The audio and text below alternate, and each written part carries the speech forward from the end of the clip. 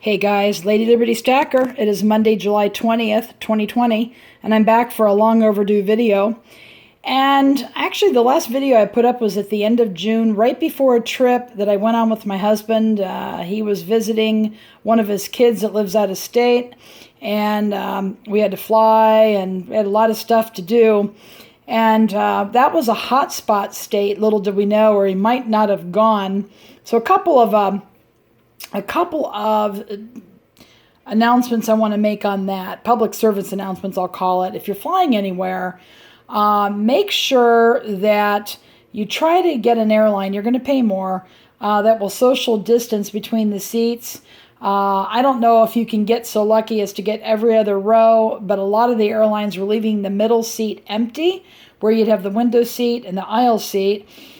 We flew Spirit Airlines, and Spirit Airlines did not do that. We had connecting flights, 2 each way, so we decided to fly in the emergency exit row. And when you do that, you have to be available to help when there's an emergency. We didn't care. We didn't figure there'd be an emergency, but we would be more than willing to help if there was.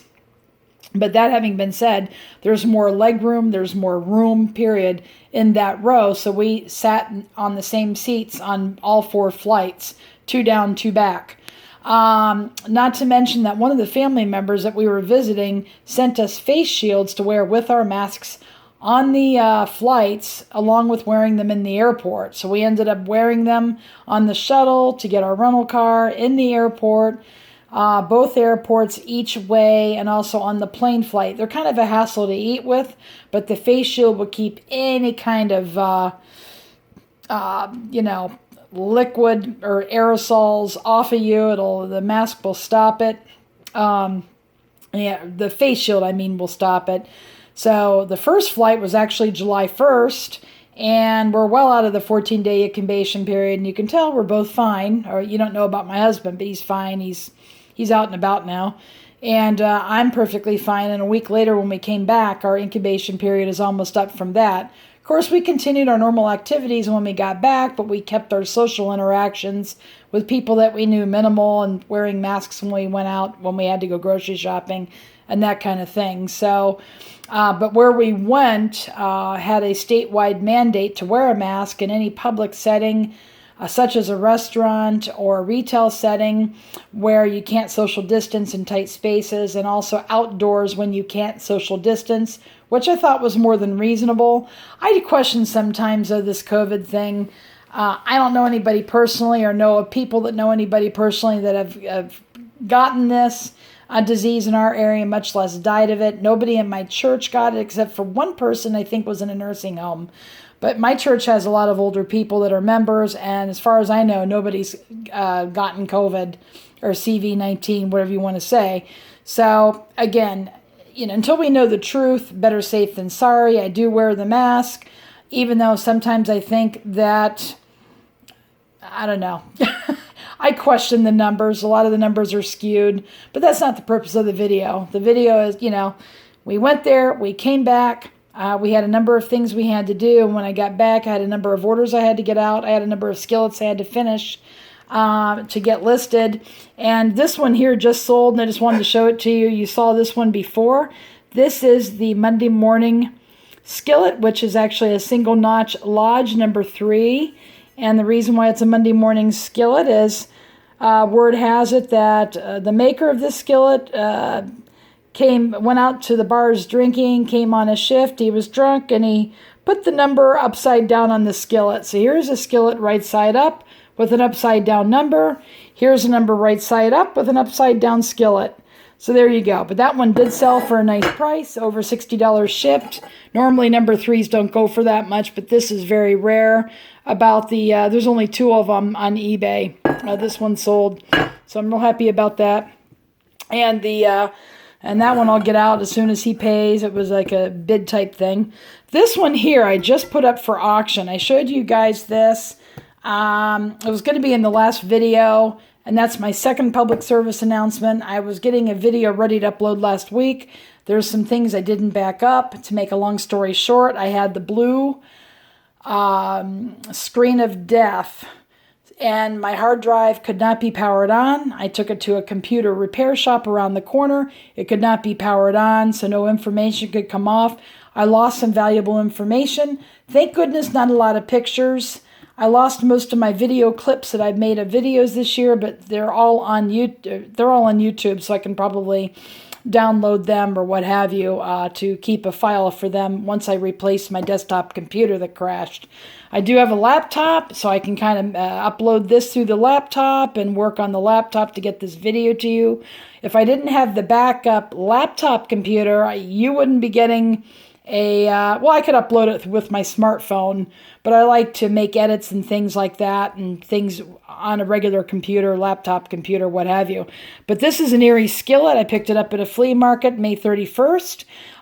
It was purchased. This is one of the mistakes I made. I didn't feel the skillet with my fingers before purchasing. I couldn't see the hairline cracks in this beautiful ERIE Skillet. It is an ERIE. It's got the quotation marks there with a nice big font. It's got a number 8 in a large font and the maker's mark, no model number or anything like that. And this has an old ribbed reinforced handle, teardrop handle there, very well done. These skillets are they're thinner and they tend to warp. This one is actually pretty doggone good. If you put it on my glass stovetop, it does not spin. You push the handle, it doesn't spin.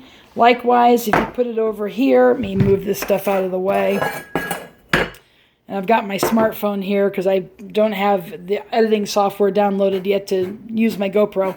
But you push the handle, there's no movement on this thing. This would have been minimal pitting on it, you can see with my camera. Just some utensil marks, minimal pitting on it, just gorgeous. This piece would have gone for between $200 and $250 somewhere because they're very rare. This is a gorgeous piece, but I decided that I would go ahead and restore it anyway. I thought, why not? See how nice it looks. Somebody may want it. And I decided to use a new product that I was trying out, and I figured I'd use this one kind of as a guinea pig. This is Buzzy Wax. Can be had at Amazon or buzzywax.com. It's made in the USA and it's organic, non-GMO oils to do your skillet.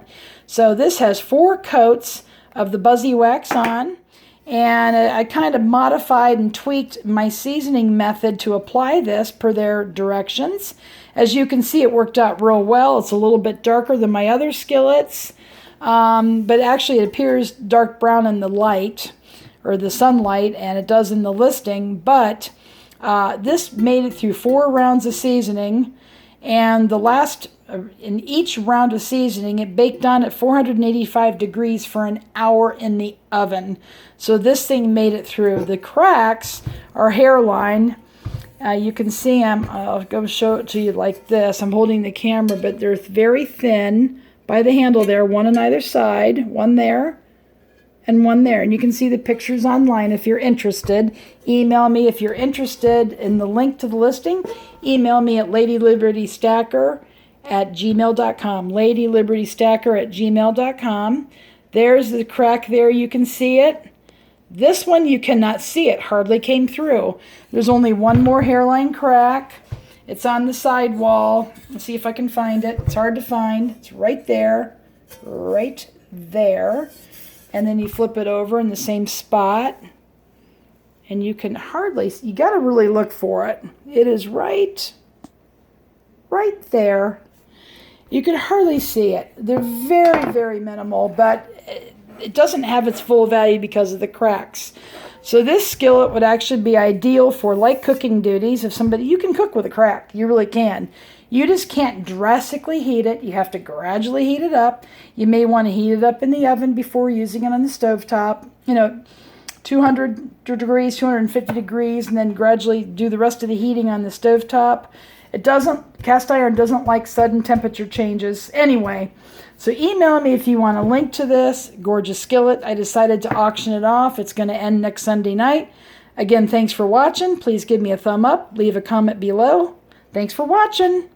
And go make it a great day.